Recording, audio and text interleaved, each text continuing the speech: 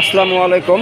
এটা আসলে সন্ধ্যার বাজার বলা যায়। নজিবপুর বাস স্ট্যান্ড, নওগাঁর পতিনতলা উপজেলা সদর। নজিবপুর বাস স্ট্যান্ডে এটা সন্ধ্যা একটি কাঁচা তরকারি বাজার বসে। সুন্দর মনোরম দৃশ্য দেখা যাচ্ছে সন্ধ্যার এই যে বেলায়। চাচা, আজকের বাজার দর কীরকম কোনটা একটু জানাবেন? কোনটা কত?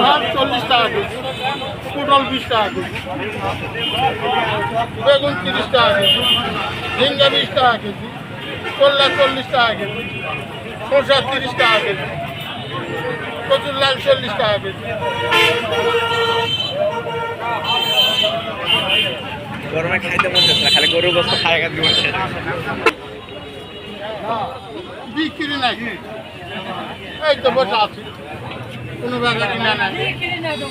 কারণ কি? হ্যাঁ, কারণ কি এটা কম কেন?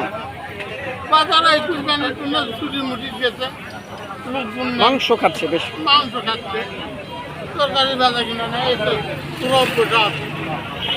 ঠিক আছে প্রিয় দর্শক, আপনারা জানলেন যে আসলে ক্রেতা কম সাধারণত দেখা যাচ্ছে, কারণ এই কুরবানির কারণে মূলত মাংস খাচ্ছে অনেকে, এই কারণে মূলত হ্যাঁ এই কারণে আসলে ক্রেতা কম।